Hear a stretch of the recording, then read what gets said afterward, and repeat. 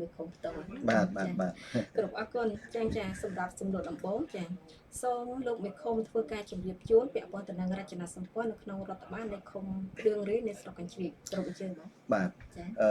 ជាបឋមសូមគោរពបាទជំរាបសួរទស្សនិកជនឬប្រិយមិត្តនៅក្នុងនិងក្រៅប្រទេសបាទជាទីគោរពរាប់អានថ្ងៃនេះមានមោទនភាពមែនទែនដែលបានចូលរួមធ្វើជាវាគ្មិនសម្រាប់ធ្វើបទបង្ហាញអំពីបញ្ហាវឌ្ឍនភាពនៃការរីកចម្រើននៅក្នុងរដ្ឋបាលឃុំគ្រឿងរាយស្រុកកញ្ជ្រៀកខេត្តពីរវែងរបស់យើងនេះខ្ញុំបាទសូមជម្រាបផងដែរថារចនាសម្ព័ន្ធរដ្ឋបាលឃុំគ្រឿងរាយយើងបានបង្កើតគណៈកម្មការក៏ដូចជាអ្នកទទួលបន្ទុកបាទសេវារដ្ឋបាលនេះហើយក្នុងនោះផងដែរចង់ជម្រាបជូនថារដ្ឋបាលឃុំគ្រឿងរាយក្រោមការចង្អុលបង្ហាញរបស់ប្រមុខរាជរដ្ឋាភិបាលជាពិសេសសម្ដេចអគ្គមហាសេនាបតីតេជោហ៊ុនសែននាយករដ្ឋមន្ត្រីអតីតនិងសម្ដេចបបធម្មដីហ៊ុនម៉ាណែតនាយករដ្ឋមន្ត្រីយើងបានបង្កើតយន្តការច្រកចេញចូលតែមួយដើម្បីងាយស្រួលឲ្យបងប្អូនប្រជាពលរដ្ឋមកទទួលសេវាផ្ដល់សេវាជូនប្រជាពលរដ្ឋរបស់យើងឲ្យទាន់ពេលវេលានេះគឺជាគោលបំណងបាទសំខាន់ដែលចង់ជម្រាបជូនបាទចាអរគុណច្រើនបងចាពាក់ព័ន្ធទៅនឹងការផ្ដល់សេវាទូទៅជូនទៅដល់បងប្អូនប្រជាពលរដ្ឋប្រុសស្រីតើចាក្នុងការធ្វើជូនបងប្អូនប្រជាពលរដ្ឋហ្នឹងតើបងប្អូនប្រជាពលរដ្ឋក៏ពេញចិត្តយ៉ាងណាដែរចាបាទនៅពេលដែលយើងបង្កើតយន្តការច្រកចេញចូលតែមួយនេះមានន័យថាបងប្អូនប្រជាពលរដ្ឋយើងសប្បាយចិត្តដោយសារយើងធ្វើទៅផ្ដល់សេវាជូនពួកគាត់បានទាន់ពេលវេលាបាទហើយបញ្ហាឯកសារផ្សេងគឺយើងងាយស្រួលមែនទែនក្នុងការផ្ដល់សេវាជូនពលរដ្ឋរបស់យើងបាទចាងាយស្រួលនោះត្រាតែចាបងប្អូនជាពលរដ្ឋក៏មានឯកសារគ្រប់គ្រាន់យ៉ាងហើយណាចាត្រូវថែរក្សាចាឯកសារឲ្យបានគ្រប់គ្រាន់ហើយនោះយើងយកមកនៅក្នុងសាលាឃុំគឺងាយស្រួលនៅក្នុងការធ្វើបែបបទជូនគាត់តែម្ដងបាទចំណុចនេះខ្ញុំចង់ជម្រាបជូនដែរថាកាលណាយើងមានយន្តការច្រកចេញចូលទៅមួយមានមន្ត្រីបុគ្គលិករបស់យើងដែលជាអ្នកផ្ដល់ព័ត៌មានជូនទៅដល់ប្រជាពលរដ្ឋរបស់យើងហើយដូច្នេះប្រជាពលរដ្ឋរបស់យើងគាត់យល់ដឹងអំពីបញ្ហាពាក់ព័ន្ធនឹងមកទទួលសេវាហ្នឹងពេលដែលមកទទួលសេវាមានន័យថាគាត់មានឯកសារគ្រប់បាទងាយស្រួលមែនតើបាទចានេះគឺជាចំណុចមួយដ៏ល្អអញ្ចឹងយើងចូលរួមសហការគ្នាទាំងអស់គ្នាចា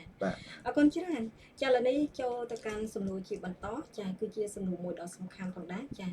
សូមលោកមេឃុំធ្វើការជម្រាបជូនពាក់ព័ន្ធទៅនឹងចាស្ថានភាពភូមិសាស្ត្រទូទៅរបស់រដ្ឋបាលឃុំផងដែរអនុញ្ញាតគោរពជឿបាទខ្ញុំបាទសូមគោរពរាយការណ៍ជូនបងប្អូនទស្សនិកជនក៏ដូចជាអ្នកស្ដាប់ឲ្យបានជ្រាបថាភូមិសាស្ត្រឃុំគ្រឿងរាយយើងមានស្ថិតនៅប៉ែកខាងលិចទីរួមស្រុកកញ្ជ្រៀកប្រមាណ8គីឡូម៉ែត្រខាងជើងទួលនឹងឃុំ7ក្រៅស្រុកស៊ីថោកណ្ដាលខាង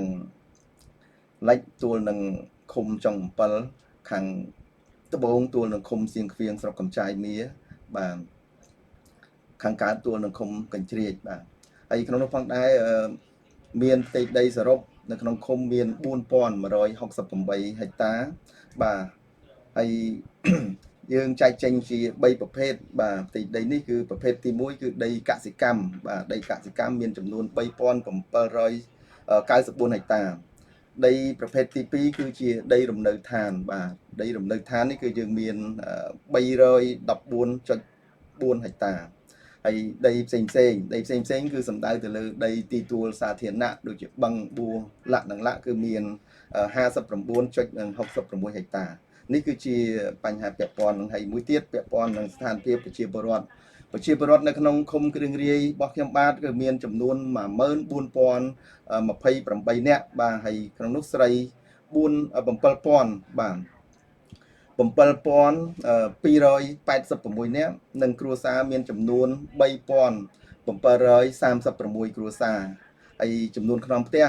បាទប្រជាពលរដ្ឋគឺមាន3077ខ្នងផ្ទះផងដែរនេះគឺជាហើយបងប្អូនប្រជាពលរដ្ឋដែលមានអាយុ18ឆ្នាំឡើងគឺមាន9828នាក់ស្រី5249នាក់បាទនេះជាហើយក្នុងនោះផងដែរប្រជាពលរដ្ឋនៅក្នុងបញ្ជីឈ្មោះបោះឆ្នោតបាទគឺមាន8774នាក់ហើយនិងស្រីមាន4798នាក់នេះគឺជាអាយុ18ឆ្នាំដែលមានឈ្មោះនៅក្នុងបញ្ជីឈ្មោះបោះឆ្នោតហើយចំពោះនោះដែរគឺប្រជាពលរដ្ឋប្រកបរបរកសិកម្មបាទ ដែលមានផ្ទៃដីចំនួន 3794 ហិកតាហ្នឹងគឺប្រជាពលរដ្ឋប្រមាណ 95% គឺប្រកបមុខរបរធ្វើស្រែបាទចំការហើយបន្ទាប់មកទៀតនៅពេលដែលគាត់ធ្វើស្រែរួចរាល់ច្រូតកាត់ហើយគឺគាត់មានដំណាំរួមផ្សំដូចជាឪឡឹកត្រសក់បាទត្រឡាចបាទហើយនេះគឺជាសក្តានុពលធំមែនទែននៅក្នុងឃុំគ្រឿងរាយរបស់យើងខ្ញុំបាទហើយ 5% ទៀតគឺប្រកបមុខរបរលក់ដូរបន្តិចបន្តួចនៅក្នុងភូមិឃុំរបស់ខ្ញុំបាទនេះគឺជាចំណុចសំខាន់ដែលចង់ជម្រាបជូនបាទទស្សនិកជនហើយសូមជម្រាបផងដែរថាប្រជាពលរដ្ឋចំណាក់ស្រុកក្នុងប្រទេសបាទមានចំនួន 2608 នាក់ស្រី 1326 នាក់ក្នុងនោះចំណាក់ស្រុកក្រៅប្រទេសមាន 210 នាក់និងស្រី 79 នាក់បាទប្រជាពលរដ្ឋមានប័ណ្ណសម្បត្តិបាទចំនួនសរុប 607 នាក់7គ្រួសារហើយប័ណ្ណសម្បត្តិប្រភេទ1មាន 56 គ្រួសារប័ណ្ណសម្បត្តិប្រភេទ2មាន 244 គ្រួសារប័ណ្ណអាហារូបិយបាទមានចំនួន 307 គ្រួសារហើយនឹងប័ណ្ណពិការភាពបាទមានចំនួន 492 នាក់បាទក្នុងនោះផងដែរប័ណ្ណសម្បត្តិប្រភេទ1ប្រភេទ2នេះមានការឧបត្ថម្ភគាំទ្រពីប្រមុខរាជរដ្ឋាភិបាលគឺទឹកប្រាក់ចំនួន 34,000 រៀលចាស់ជរាចាប់ពីអាយុ60ឆ្នាំឡើងទៅនឹងជួនពិការភាពទទួលប្រាក់បន្ថែមបាទរបស់មុខរាជរដ្ឋាភិបាលមាន 28,000 បន្ថែមទៀតនេះគឺជាប័ណ្ណសម្បត្តិដែលរាជរដ្ឋាភិបាលដែលបានជួយឧបត្ថម្ភទៅលើបងប្អូនប្រជាពលរដ្ឋដែលមានប័ណ្ណសម្បត្តិប្រភេទ1ប្រភេទ2ទៅដល់ចាស់ជរាចំពោះអាយុ60ឆ្នាំឡើងទៅបាទសូមគោរពជំរាបជូនទស្សនិកជនបាទសូមអរគុណចាអរគុណច្រើនទាំងអស់នេះគឺជាការរៀបរាប់យ៉ាងលម្អិតចាពាក់ព័ន្ធទៅនឹងលក្ខណៈភូមិសាស្ត្រទូទៅរបស់រដ្ឋបាលនៅក្នុងគ្រឿងរាយនៃស្រុកកញ្ជ្រៀតនៅខេត្តព្រៃវែងចាក្នុងនោះផងដែរបងប្រុសដែលជាវិក្កាមបានធ្វើការបកស្រាយយ៉ាងលម្អិតហើយចាក្នុងនោះផងដែរអាចារ្យចង់ឲ្យបងបន្ថែមបន្តិចចាពាក់ព័ន្ធទៅនឹងប្រជាពលរដ្ឋប្រមាណ 90% គឺប្រកបមុខរបរធ្វើស្រែក៏ប៉ុន្តែនៅក្នុង 5% ផ្សេងទៀតចាដែលបងរៀបរាប់មុននេះគឺចាក្រៅពីធ្វើស្រែចម្ការគឺយើងមានដាំដំណាំផ្សេងចាតែក្នុងការដាំដំណាំផ្សេងរបស់បងប្អូនប្រជាពលរដ្ឋហ្នឹងគាត់ស្ថិតនៅក្នុងភូមិណាផងដែរបងហើយប្រហែលជាប្រមាណគ្រួសារប្រមាណភាគរយដែរបាទចំពោះដំណាំផ្សេងរួមផ្សំនេះដូចជាឪឡឹកត្រសក់និងត្រឡាចនេះគឺមានន័យថាបងប្អូនប្រជាពលរដ្ឋដាំជារៀងរាល់ឆ្នាំតែម្ដងនៅពេលដែលគាត់ច្រូតកាត់បាទហើយមានន័យថាដូចជានៅភូមិគ្រឿងរាយនៅភូមិចាជ្រុំនៅភូមិក្រូចនៅភូមិតាណាលនៅភូមិពោតូចពោធំផងដែរបាទដែលគាត់មានផ្ទៃដីនៅទីនោះអញ្ចឹងបងប្អូនប្រជាពលរដ្ឋយើងបានទៅដាំដំណាំរួមផ្សំពីនេះហ្នឹងបាទដូចជាឪឡឹកត្រសក់និងត្រឡាចហ្នឹងបាទចាអរគុណច្រើនបងចានៅពេលដែលគាត់ទទួលផលម្ដងតែគាត់ឲ្យធ្វើការយកទៅលក់ដូរនៅទីកន្លែងណាផងដែរបងនៅពេលដែលគាត់ប្រមូលផលមានន័យថាមានក្រុមហ៊ុនបាទមកពីដូចជាទីក្រុងភ្នំពេញក៏ដូចជាមកពីកំពង់សោមបាទមកពីតាកែវអីហ្នឹងគឺមានន័យថាគាត់មកទិញនៅទីនេះតែម្ដងគាត់ប្រជាកសិករយើងមិនដឹកបេះយកដើរលក់តាមលំអកតាមម៉ូតូអីទេបាទគឺក្រុមហ៊ុនគេមកទទួលទិញម៉ៅតាមចកាក៏ដូចជាមហត្តា10លានទៅ2ដល់10លានបាទចាអញ្ចឹងនេះស្រួលដែរណាចាបាទស្រួលមែនទែនទទួលបានសមិទ្ធផលហើយចានេះហើយគឺចាំមានឈ្មោះគាត់មកដល់ទីកន្លែងហើយទូទាត់ប្រាក់កាក់រួចហើយគឺយើងនឹងឲ្យទទួលបានល្អបន្ថែមទៀតបាទចាអរគុណច្រើនចេះនេះគឺជាការចូលរួមចំណែកមួយកាត់បន្ថយភាពក្រីក្រនៅក្នុងមូលដ្ឋានចាគឺអញ្ចឹងគឺជាការឲ្យចូលរួមយ៉ាងល្អចាសម្រាប់បងប្អូនប្រជាពលរដ្ឋចាគាត់ងាកមកធ្វើការងារកសិកម្មបន្ថែមចឹងទៅចាហើយការលក់ដូរហ្នឹងផ្សារនៅម្ដុំណាដែរបងចាបាទផ្សារនៅក្នុងឃុំផ្សារអត់មានផ្សារទេគឺគាត់មានន័យថាពេលតែក្រុមហ៊ុនគាត់ទៅទិញគឺទិញដល់ចកានឹងតែម្ដងគាត់ទៅមើលកន្លែងស្រែគាត់ហ្នឹងគាត់ម៉ៅមហត្តាដូចថា 10 លានឬក៏2ដល់10លានអញ្ចឹងទៅបាទ មកយកត បាទមកយកឲ្យគាត់មានឡានគាត់ទៅដល់កន្លែងស្រែចម្ការរបស់ប្រជាកសិកររបស់យើងហ្នឹងបាទ ចាអរគុណច្រើនបងចាស្មានតែមានទីផ្សារអាចនេះបានចាអីណា បាទអត់មានទេ អរគុណច្រើនចាងាកទៅកាន់សំណួរជាបន្តចាពាក់ព័ន្ធទៅនឹងវិស័យអប់រំវិញតែម្ដងចាសូមឲ្យបងប្រុសធ្វើការជម្រាបជូនពាក់ព័ន្ធទៅនឹងវិស័យអប់រំ បាទសូមជម្រាបជូនដែរថាវិស័យអប់រំនៅក្នុងរដ្ឋបាលឃុំគ្រឿងរាយយើងមានវិទ្យាល័យនុវិទ្យាល័យមួយកន្លែងបាទមានលោកគ្រូអ្នកគ្រូចំនួន34នាក់បាទហើយស្រី12នាក់ហើយសិស្សសរុបមាន1436នាក់ហើយក្នុងនោះផងដែរស្រីបាទមាន745នាក់បាទហើយសាលាបឋមសិក្សាមាន5កន្លែងមានគ្រូចំនួន60នាក់និងស្រី36សិស្ស1609នាក់ស្រី800នាក់ហើយសាលាមត្តេយ្យសហគមន៍នេះមានចំនួន14កន្លែងបាទ14កន្លែងមានអ្នកគ្រូចំនួន14នាក់ដែរហើយសិស្សមាន241នាក់ហើយស្រី129នាក់ចំណុចនេះខ្ញុំចង់ជម្រាបជូនដែរពាក់ព័ន្ធទៅនឹងសាលាមត្តេយ្យនេះគឺការឧបត្ថម្ភគ្រប់គ្រងពីអាយដាមច័ន្ទវណ្ណធឿនដែលជាប្រធានក្រុមការងាររាជរដ្ឋាភិបាលចុះមូលដ្ឋានឃុំគ្រឿងរាយគឺបានជួយសាងសង់មត្តេយ្យសហគមន៍នៅតាមបណ្ដាភូមិនីមួយៗនៅក្នុងឃុំគ្រឿងរាយយើងនេះបាទមាន14កន្លែងហើយបាទនៅតែ3ភូមិទៀតទេគឺចប់ភូមិតែម្ដងបាទទាំងអស់17ភូមិអញ្ចឹងក្នុងនោះគង់តែឲ្យលោកមេភូមិរកទីតាំងដើម្បីធ្វើយ៉ាងម៉េចឯកឧត្តមប្រធានក្រុមការងាររាជរដ្ឋាភិបាលលោកនឹងជួយសាងសង់មត្តេយ្យសហគមន៍នេះឡើងបាទជូនបងប្អូនប្រជាពលរដ្ឋបាទចាអរគុណច្រើនអញ្ចឹងគឺជាការសាងសង់នៅមត្តេយ្យសហគមន៍គឺមានផលប្រយោជន៍ខ្លាំងចាសម្រាប់សហគមន៍ដើម្បីផ្ដល់ចំណេះដឹងទៅកាន់សិស្សានុសិស្សបន្ថែមទៀតផងដែរចាក្នុងនោះគឺការខ្វះខាតគឺមានចំនួនតែ3ភូមិទៀតតែប៉ុណ្ណោះចាសង្ឃឹមថា3ភូមិទៀតនឹងទទួលបានសមិទ្ធផលឬចម្រើនបន្ថែមទៀតនៅក្នុងវិស័យអប់រំផងដែរបាទអរគុណច្រើនអញ្ចឹងចាបងអូនចង់ឲ្យបងប្រុសធ្វើការជម្រាបជូនបន្ថែមតិចចាតើមានសិស្សដែលគាត់ឲ្យភាសាមកពីតំបន់ដែលមានចំនួនព្រំដែនដែរឬយ៉ាងណាដែរបងបាទចំពោះសិស្សានុសិស្សដែលមករៀននៅទីនេះក៏មាន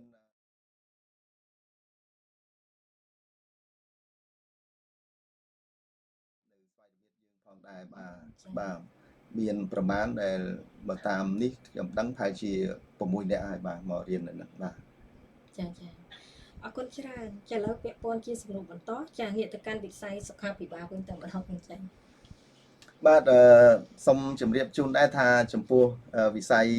សុខាភិបាលគឺមានមណ្ឌលសុខភាពមួយកន្លែងបាទមានបុគ្គលិកបម្រើការងារ9នាក់និងស្រី6នាក់ហើយក្នុងនោះផងដែរបញ្ហាពាក់ព័ន្ធទៅនឹងមណ្ឌលសុខភាពយើងមានរចនាសម្ព័ន្ធគណៈកម្មការគ្រប់គ្រងវេនប្រចាំការជាប់ជាប្រចាំដើម្បីងាយស្រួលក្នុងការផ្ដល់សេវាជូនបងប្អូនប្រជាពលរដ្ឋរបស់យើងបាទជាប់ជាប្រចាំតែម្ដងហើយយើងគិតថាឥឡូវនេះជាគ្រឿងសម្ភារៈដែលប្រើប្រាស់នៅក្នុងមណ្ឌលគឺយើងមានការរីកចម្រើនមែនទែនដោយសារប្រមុខរាជរដ្ឋាភិបាលបានផ្ដល់ជូនហើយថ្មីនេះគឺអាដាមសថេតដែលជាប្រធានក្រុមការងារ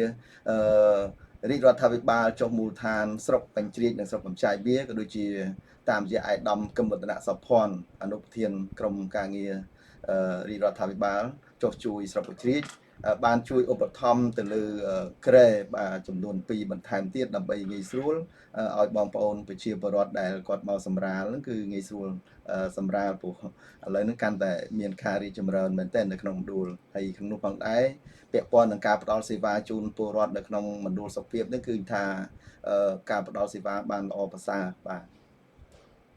ចាអរគុណច្រើនចាដែលបានធ្វើការរៀបរាប់យ៉ាងលម្អិតពាក់ព័ន្ធទៅនឹងវិស័យសុខាភិបាលក្នុងនោះគឺយើងមានការផ្ដល់សេវាជូនទៅកាន់បងប្អូនប្រជាពលរដ្ឋចាក្នុងការថែទាំអ្នកជំងឺនោះគឺ24ម៉ោងលើ24ម៉ោងផ្ទាល់តែម្ដងចាក្នុងនោះក៏យើងមានឧបករណ៍ក៏ដូចជាសម្ភារៈទំនើបចាបែបសុខាភិបាលអញ្ចឹងបងប្អូនប្រជាពលរដ្ឋចាបើសិនជាមានជំងឺឈឺសង្កាត់ផ្សេងយប់ប្រលប់អីចាអាចឲ្យយើងទៅរកមណ្ឌលសុខភាពយើងទៅចាយើងនឹងមានឲ្យជួបនឹងជាមួយនឹងគ្រូពេទ្យឯកទេសចំជំនាញតែម្ដងអរគុណច្រើនអញ្ចឹងងាកទៅកាន់ការងារសាសនាវិញតែម្ដងបងចាបាទ សូមជម្រាបជូនដែរថាសាសនាគឺនៅក្នុងរដ្ឋបាលឃុំគ្រឿងរាយយើងមានចំនួន5វត្តបាទហើយក្នុងនោះផងដែរមានព្រះសង្ឃដែលគួងចាំព្រះភាសានឹងចំនួន32អង្គហើយលោកអម្ចារ្យគណៈកម្មការចំនួន60នាក់បាទស្រីចំនួន5នាក់បាទហើយក្នុងនោះចង់ជំរាបជូនថាពាក់ព័ន្ធទៅនឹងសាសនានេះគឺឃើញថាឥឡូវមានការរីកចម្រើនមែនទែនដោយសារប្រទេសយើងមានការអភិវឌ្ឍនិងរីកចម្រើនបាទដោយសារការដឹកនាំរបស់ប្រមុខរាជរដ្ឋាភិបាលរបស់យើងបាទចា៎បងអរគុណច្រើនឥឡូវយើងឈានទៅដល់សំណួរជាបន្តគឺជាសំណួរមួយដ៏មានសារៈសំខាន់ចា៎ដែលបងប្អូនប្រជាពលរដ្ឋក៏ដូចជាបងប្អូនប្រិមិត្តកំពុងតែចង់ដឹងចង់ជ្រាបហើយថាការអភិវឌ្ឍអធិបតេយ្យរបស់រដ្ឋបាលនៃឃុំក្តៀងរាយហ្នឹងតើមានសមិទ្ធផលអ្វីខ្លះចឹងនេះខ្ញុំនឹងធ្វើការចោទសួរតែម្ដងចា៎សូមលោកមួយឃុំធ្វើការជម្រាបជូនយ៉ាងលម្អិតពាក់ព័ន្ធទៅនឹងការអភិវឌ្ឍនៅក្នុងមូលដ្ឋានរបស់រដ្ឋបាលនៃឃុំក្តៀងរាយចា៎ក្រុមជ្រាបបងបាទសូមជម្រាបបន្ថែមដែរក្នុងអាណត្តិទី5របស់ក្រុមប្រឹក្សាឃុំគ្រឿងរាយបាទខ្ញុំសមិទ្ធផលដែលបានសម្រេចបានគឺទី1គឺរដ្ឋបាលឃុំគ្រឿងរាយយើងបានកសាងផ្លូវបេតុងបានចំនួន7ខ្សែនៅក្នុងឃុំគ្រឿងរាយដែលមានប្រវែង2750ម៉ែត្របាទនេះគឺជាសមិទ្ធផលដែលកសាងផ្លូវបេតុងហើយទី2ពាក់ព័ន្ធនឹងគម្រោង ADB បាទកសាងផ្លូវកស៊ូបាទមានប្រវែងចំនួន8500ម៉ែត្របាទហើយទី3គម្រោងរាជរដ្ឋាភិបាលបាទតាមរយៈក្រសួងអភិវឌ្ឍជនបទគ្រប់គ្រងថវិកាដោយធនាគារអភិវឌ្ឍកូរ៉េបាទគឺបានសាងសង់ផ្លូវបេតុងប្រវែងចំនួន8230ម៉ែត្រដែលកាត់វាលវិញទងនេះបាទទៅស្រុកកជ្រៀកហើយចំណុចនេះខ្ញុំចង់ជម្រាបជូនទស្សនិកជនបងប្អូនប្រជាពលរដ្ឋដែលនៅក្នុងនិងក្រៅប្រទេសថាគម្រោងនេះគឺជារបស់រាជរដ្ឋាភិបាលហើយយើងគិតថាពីដើមផ្លូវដែលឆ្លងកាត់ទៅវាលវិញទងនេះគឺពិបាកធ្វើដំណើរមែនតើឲ្យបងប្អូនដឹងហើយចាស់មួយចំនួនគាត់ទៅស្រុកកជ្រៀកម្ដងទៅមួយថ្ងៃវល់ងាយបានទៅដល់ស្រុកកជ្រៀកបាទឥឡូវនេះគឺក្រមការដឹកនាំរបស់ប្រមុខរាជរដ្ឋាភិបាលជាពិសេសសម្ដេចអគ្គមហាសេនាបតីតេជោហ៊ុនសែននាយករដ្ឋមន្ត្រីតេតៈដែលជាប្រធានសភាក៏ដូចជាសម្ដេចបបរធិបតីហ៊ុនម៉ាណែតនាយករដ្ឋមន្ត្រីសម្ដេចកាឡាហោមសម្ដេចអាយដាមឧបនាយករដ្ឋមន្ត្រីរដ្ឋមន្ត្រីថ្នាក់ដឹកនាំកម្ពុជាបាទដែលបានជួយផ្លូវនេះបាទហើយបងប្អូនប្រជាពលរដ្ឋយើងសាទរហើយងាយស្រួលនឹងការធ្វើដំណើរចេញចូលមែនតើបាទហើយបងប្អូនត្រេកអរនៅស្រុកកជ្រៀកទាំងមូលទាំង8ឃុំហ្នឹងគឺគាត់សប្បាយចិត្តមែនតើបាទសូមហើយក្នុងនោះផងដែរបញ្ហាពាក់ព័ន្ធទៅនឹងអាយដាមកឹមវឌ្ឍនសុភ័ណ្ឌដែលជាប្រធានអនុប្រធានទី1របស់គណៈបកចុះមូលដ្ឋានស្រុកកជ្រៀកតំណាងនៅខ្ពង់ពោះឲ្យអាយដាមសុថេតប្រធានក្រុមការងារគណៈបកចុះមូលដ្ឋានស្រុកកជ្រៀកនិងស្រុកកំចាយមាបាទបានជួយជួសជុលផ្លូវមួយខ្សែដែលមានប្រវែង10400ម៉ែត្រដែលស្ថិតនៅក្នុងឃុំគ្រឿងរាយនេះបាទដើម្បីឲ្យប្រជាពលរដ្ឋរបស់យើងធ្វើដំណើរឲ្យបានស្រួលបាទព្រោះផ្លូវនេះគឺជាគម្រោងរបស់មន្ទីរអភិវឌ្ឍជនបទខេត្តប៉ុន្តែលោកបានសិក្សាហើយប៉ុន្តែនៅតែថ្ងៃចុះអនុវត្តទេប៉ុន្តែដោយសារចំពោះមុខបច្ចុប្បន្ននេះមានន័យថាផ្លូវនេះវាខូចទ្រុឌទ្រោមហើយដូច្នេះអាយដាមសុថេតដែលជាប្រធានក្រុមការងារគណៈបកចុះមូលដ្ឋានស្រុកកញ្ជ្រៀកស្រុកកំចាយមាតាមអាយដាមកឹមវឌ្ឍនសុភ័ណ្ឌលោកបានជួយផ្លូវនេះមួយខ្សែដែលមានប្រវែង10400ម៉ែត្រនេះបាទសូមជំរាបជូនបងប្អូនយើងផងដែរហើយឥឡូវនេះបងប្អូនយើងនៅក្នុងឃុំគ្រឿងរាយដែលសាទរចំពោះអាយដាមប្រធានបាទ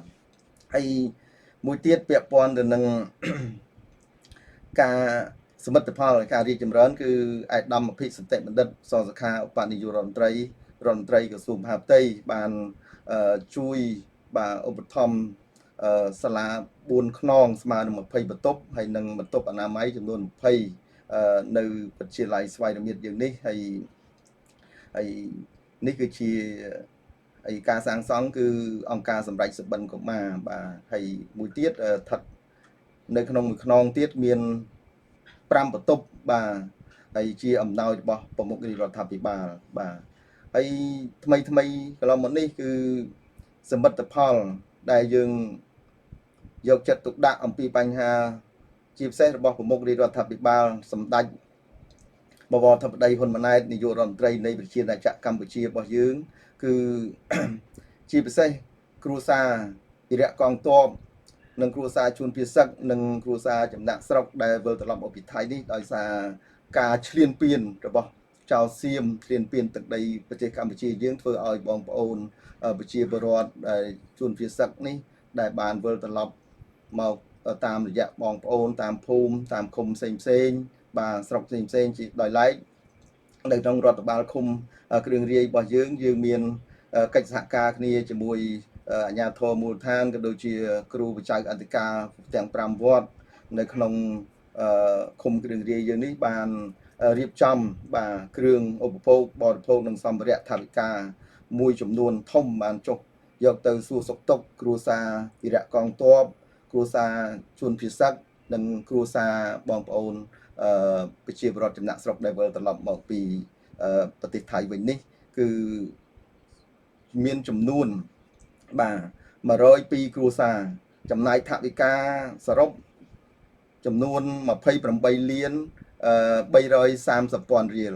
ហើយខ្ញុំចង់ជម្រាបជូនទស្សនិកជនក៏ដូចជាបងប្អូនប្រជាពលរដ្ឋក្នុងនិងក្រៅប្រទេសផងដែរថាចំពោះ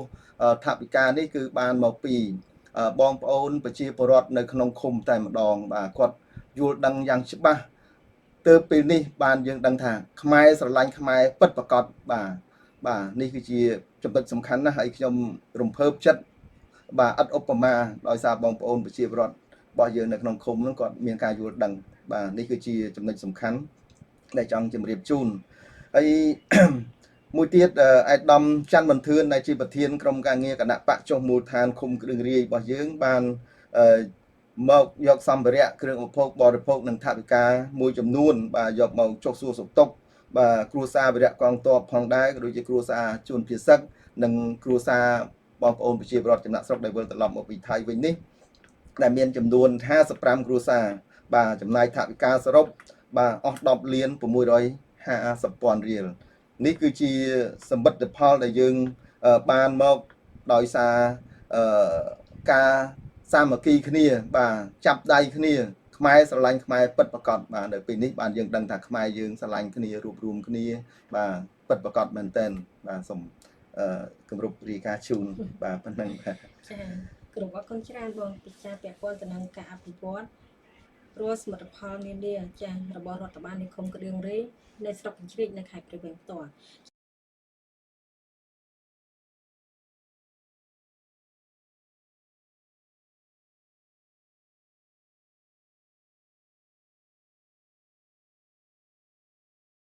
ចាក្នុងនោះផងដែរគឺបានកសាងផ្លូវបេតុងគឺបានចំនួន7ខ្សែដែលមានប្រវែងសរុបចំនួន2750ចា50ម៉ែត្រផងដែរចាក្នុងនោះគឺជាសមិទ្ធផលមួយដែលកំពុងតែកកើតមានឡើងនៅក្នុងរដ្ឋបាលនៃរដ្ឋបាលឃុំគ្រឿងរាយនៅស្រុកកញ្ជ្រៀកនៅខេត្តព្រៃវែងចាក្នុងនោះផងដែរក៏មានការចូលរួមចាពីឯកឧត្តមគឹមចាពីឯកឧត្តមមួយអនុប្រធានទី1គណៈបកចុះមូលដ្ឋានស្រុកកញ្ជ្រៀកផងដែរក៏ដូចជាពិសេសគឺឯកឧត្តមអភិសិទ្ធិបណ្ឌិតសសុខាឧបនាយករដ្ឋមន្ត្រីក្រសួងមហាផ្ទៃក៏បាន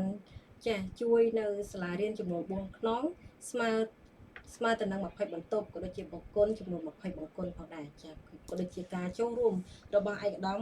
ច័ន្ទវណ្ណធឿនផងដែរដែលជាប្រធានក្រុមការងារគណៈបកចុះមូលដ្ឋានឃុំគ្រឿងរាយផ្ទាល់តែម្ដងចាទាំងអស់នេះគឺយើងមានថ្នាក់ដឹកនាំសំខាន់ជាពិសេសគាត់បានចាចូលរួមគ្រប់សកម្មភាពទាំងអស់ធ្វើយ៉ាងណាដើម្បីឲ្យរដ្ឋបាលនៃឃុំគ្រឿងរាយនៅស្រុកកញ្ជ្រៀកនេះយើងទទួលបានការអភិវឌ្ឍបន្ថែមទៀតដែរចាចង់ឲ្យបងធ្វើការជម្រាបជូនបន្ថែមតិចចានេះគឺជាសមិទ្ធផលដែលយើងកំពុងតែកកើតមានឡើងតែមានចំនួនប្រមាណភូមិដែលយើងមិនទាន់ឲ្យមានការអភិវឌ្ឍសូមជម្រាបជូនដែរថាយើងនៅដូចជា5-6ភូមិទៀតដែលយើងកំពុងតែលើកគម្រោងមូលនិធិឃុំដើម្បីនឹងកសាងផ្លូវបេតុងបន្តបាទយើងនឹងឆ្នាំ2026នេះយើងគ្រោងនឹង3ភូមិទៀតដើម្បីធ្វើផ្លូវបេតុងបាទហើយ មួយខ្សែនោះទៀតយើងនឹងធ្វើការថែទាំគ្រូក្រហមដែលមានប្រវែង3 គីឡូម៉ែត្រដោយសារឃុំគ្រឿងរាយមាន17ភូមិដូច្នេះផ្លូវច្រើនបាទផ្លូវច្រើនដូចនេះយើងអភិវឌ្ឍទៅតាមជំហានបាទហើយក្នុងនោះផងដែរក៏សាទរក៏ត្រេកអរចំពោះបងប្អូនប្រជាពលរដ្ឋដែលគាត់ចូលរួមយ៉ាងស្រាក់ស្រាំបាទឥឡូវនេះឃើញថាផ្លូវមួយខ្សែដែលពិបាកធ្វើដំណើរនេះគឺគាត់បានចូលរួមទាំងអស់គ្នាទិញថ្មមិចបាទដាក់ក្រាលពីលើផ្លូវក្រាលគ្រួក្រហមនឹងដែរបាទនេះគឺជាចំណុចសំខាន់ហើយបងប្អូនប្រជាពលរដ្ឋយើងមានការយល់ដឹងមែនទែនបាទនៅក្នុងឃុំគ្រឿងរាយបាទចាអរគុណច្រើនចា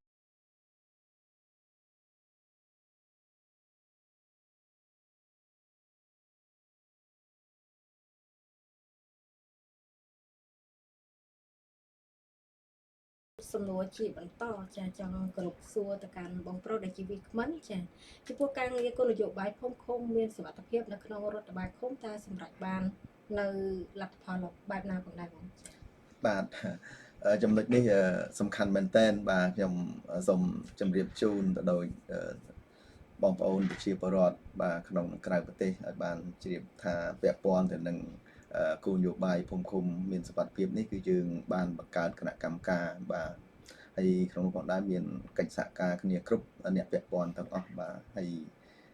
គោលនយោបាយភូមិឃុំមានសុវត្ថិភាពគឺយើងក្នុងមួយសប្តាហ៍យើងចុះ5 ទៅ 6 ដងសឹងទាំងគ្រប់មួយសប្តាហ៍គឺចុះសឹងគ្រប់តែម្ដងដោយសារពាក់ព័ន្ធនឹងគោលនយោបាយភូមិឃុំសុវត្ថិភាពនេះគឺយើងធ្វើការផ្សព្វផ្សាយទី1គឺនៅតាមសាលាបាទដើម្បីឲ្យបងប្អូនកូនក្មួយរបស់យើងនៅតាមសាលានោះគាត់មានការយល់ដឹងអំពីបញ្ហាពាក់ព័ន្ធទៅនឹងគោលនយោបាយភូមិឃុំមានសុវត្ថិភាពក៏ដូចជាទប់ស្កាត់ការប្រើប្រាស់គ្រឿងញៀនការគោរពច្បាប់ចរាចរណ៍បាទហើយនេះចង់ជម្រាបជូនថាបើសិនជាយើងធ្វើដំណើរទៅយើងមានមួកសុវត្ថិភាពមានកញ្ចក់អីចឹងទៅហើយជីកកង្វល់ជែងយើងធ្វើការផ្សព្វផ្សាយហើយជាពិសេសពាក់ព័ន្ធទៅនឹងគ្រឿងញៀនគឺយើងផ្សព្វផ្សាយបាទទប់ស្កាត់បាទកុំឲ្យបងប្អូនកូនក្មួយរបស់យើង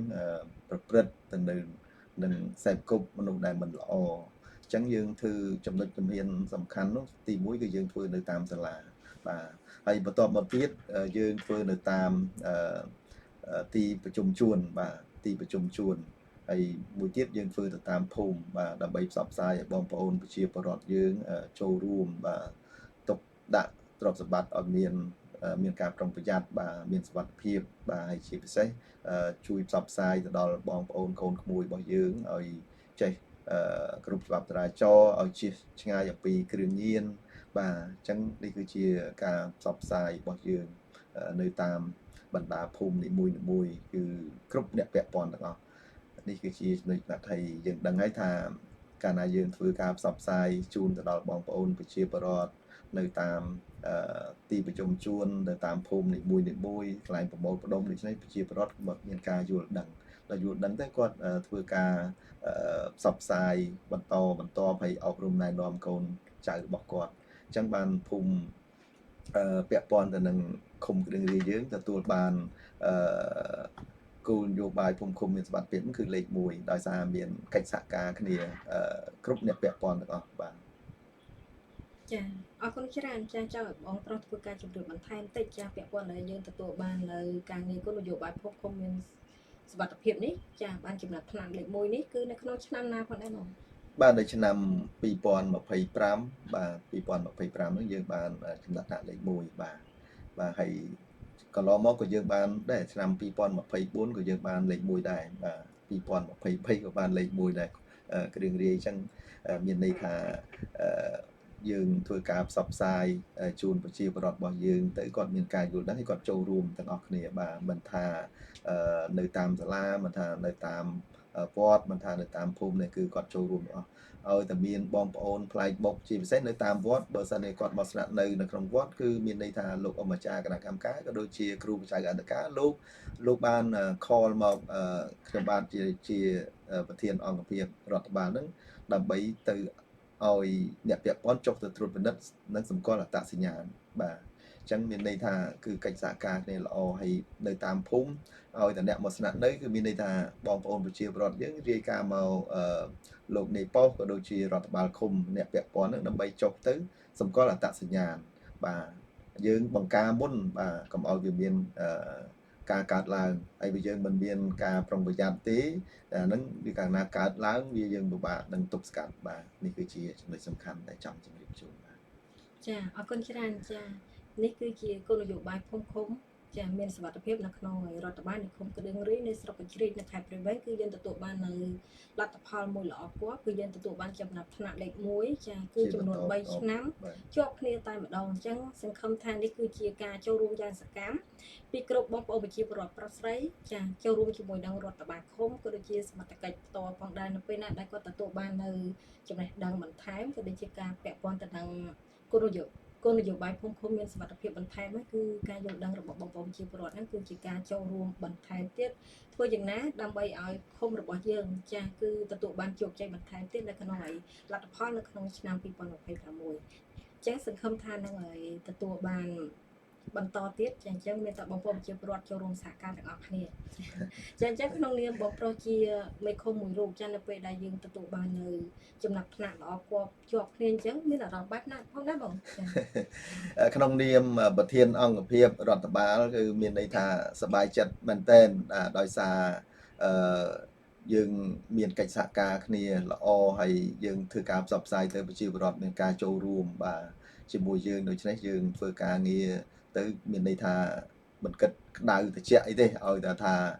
គាត់ចូលរួមទោះបីយ៉ាងម៉េចក៏ដោយគឺយើងត្រូវតែខិតខំប្រឹងប្រែងបាទធ្វើយ៉ាងម៉េចឲ្យភូមិឃុំមានសុវត្ថិភាពនៅក្នុងមូលដ្ឋានរបស់យើងនេះគឺជាចំណុចសំខាន់ណាស់បាទសប្បាយចិត្តហើយរំភើបចាអរគុណច្រើនចានៅក្នុងនាទីចុងក្រោយនេះផងដែរចាវត្តមានបងប្រុសតើមានសំណុំពរបែបណាទៅកាន់បងប្អូនប្រជាពលរដ្ឋដែលស្ថិតនៅក្នុងរដ្ឋបាលឃុំផ្ទាល់តែម្ដងចាបាទនៅចុងក្រោយខ្ញុំបាទសូមសំណូមពរទៅដល់បងប្អូនប្រជាពលរដ្ឋទាំងអស់យើងទី1គឺយើងចូលរួមបាទគោរពច្បាប់ចរាចរណ៍បាទទាំងអស់គ្នាហើយទី2យើងសំណូមពរថាយើងទាំងអស់គ្នាចូលរួមបាទសម្អាតបរិស្ថានយើងដឹងហើយថាបរិស្ថានគឺប្រមុខរាជរដ្ឋាភិបាលគឺយកចិត្តទុកដាក់អំពីបញ្ហាពាក់ព័ន្ធនឹងសម្អាតបរិស្ថានទីក្រុងស្អាតភូមិស្អាតផ្ទះស្អាតកន្លែងស្អាតអញ្ចឹងសំខាន់គឺយើងផ្ដើមចេញពីកន្លែងអង្គភាពមួយអញ្ចឹងមានន័យថាឥឡូវនេះគឺយើងបានធ្វើការផ្សព្វផ្សាយជាបន្តបន្ទាប់ហើយสนับสนุนពរឲ្យបងប្អូនយើងចូលរួមបន្ថែមទៀតហើយទី3នោះពាក់ព័ន្ធទៅនឹងជិះឲ្យឆ្ងាយអំពីគ្រឿងញៀនបាទសូមសំណូមពរទៅដល់បងប្អូនបាទកូនក្មួយទាំងអស់ដែលនៅក្នុងឃុំគ្រឿងរាយក៏ដូចជាស្រុកបញ្ជីខេត្តព្រៃវែងយើងទាំងមូលតែម្ដងជាពិសេសនៃវិទ្យាល័យកម្ពុជាបាទសូមឲ្យជៀសផុតអំពីគ្រឿងញៀននេះហើយគ្រឿងញៀននេះយើងដឹងហើយថាมันមានផលអីមកដល់យើងបុគ្គលក៏ដូចជាក្រុមគ្រួសារទេគ្រឿងញៀននេះគឺខ្ញុំសូមជម្រាបជូនផងដែរថាអ្នកដែលប្រើប្រាស់គ្រឿងញៀនទី1គឺឈួតបាទហើយទី2គឺជាប់គុកទី3គឺស្លាប់អញ្ចឹងវាសនារបស់គាត់នឹងគឺមិនអាចនេះទេអញ្ចឹងសូមថាសំណុំពរទៅដល់បងប្អូនកូនក្មួយទាំងអស់បាទសូមឲ្យជៀសឲ្យឆ្ងាយអំពីគ្រឿងញៀននេះបាទនេះគឺជាចំណុចសំខាន់ហើយសំណុំពរមួយទៀតសូមឲ្យបងប្អូនប្រជាពលរដ្ឋយើងទាំងអស់ទាំងនៅក្នុងឃុំគ្រឿងរាយស្រុកកញ្ជ្រៀចខេត្តព្រៃវែងក៏ដូចជាទូទាំងប្រជាណាចក្រកម្ពុជារបស់យើងនេះបាទសូមឲ្យចូលរួមបាទអនុវត្តគោលនយោបាយភូមិឃុំមានសុវត្ថិភាពទាំងអស់គ្នាបាទអញ្ចឹងបើសិនជាយើងចូលរួមអនុវត្តទាំងព្រមគ្នាខ្ញុំសង្ឃឹមនឹងជឿជាក់ថាភូមិឃុំស្រុកទេសរបស់យើងនឹងប្រសើរហើយបាទនឹងប្រសើរមិនមាន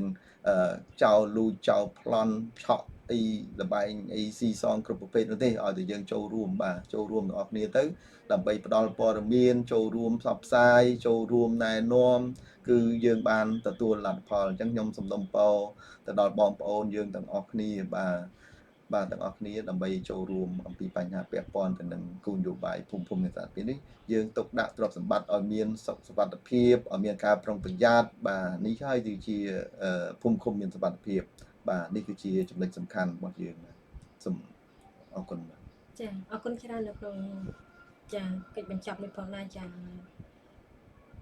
លោកវាគ្មិនក៏បានធ្វើការสนองពរហើយយ៉ាងទៅទូចចាទៅកាន់បងប្អូនជាប្រុសស្រីគឺរឿងបរិស្ថានចាបន្ទាប់មកគឺរឿងចូលរួមទាំងអស់គ្នានិងការងារគោលនយោបាយភូមិឃុំមានសុវត្ថិភាពដើម្បីធ្វើយ៉ាងណាយើងទទួលបានលទ្ធផលល្អហើយក្នុងនោះគឺជាការចូលរួមទប់ស្កាត់ខ្លាំងបំផុតគឺយើងលុបបំបាត់ចោលនៃករណីគ្រឿងញៀនតែម្ដងចាអញ្ចឹងយើងចូលរួមទាំងអស់គ្នាដែលជាមេដាអាណាព្យាបាលសាសនាសាស្ត្រនេះចាបើសិនជាចានៅពេលណាកូនចៅដែលគាត់បានប្រើប្រាស់គ្រឿងញៀនគឺរងនៅផលវិបាកខ្លាំងមែនតើទៅដល់ខ្លួនឯងគ្រួសារនិងសង្គមជាតិដើម្បីអញ្ចឹងគឺចូលរួមលុបបំបាត់ទាំងអស់គ្នាតែម្ដងចាសង្ឃឹមថាបងប្អូនជាពលរដ្ឋនឹងខិតខំបន្តដើម្បីធ្វើយ៉ាងណាឲ្យកូនចៅមានអនាគតល្អនិងយើងជាឆ្នៃពីគ្រឿងញៀនតែម្ដងចានៅក្នុងនីតិចុងក្រោយនេះផងដែរចានាងខ្ញុំតាំងនាមឲ្យក្រុមការងាររបស់វិទ្យុជាបារាំងដែរ SM 97.30 MHz ក៏សូមអរគុណចាចំពោះបងប្រុសតដែលបានផ្ដល់ជាកិត្តិយសនៅក្នុងធ្វើជាវាគ្មិននៅក្នុងកម្មវិធីសន្ទនាមតិរបស់យើងខ្ញុំក៏ជួបតែសំណាងល្អផងដែរបងប្រុស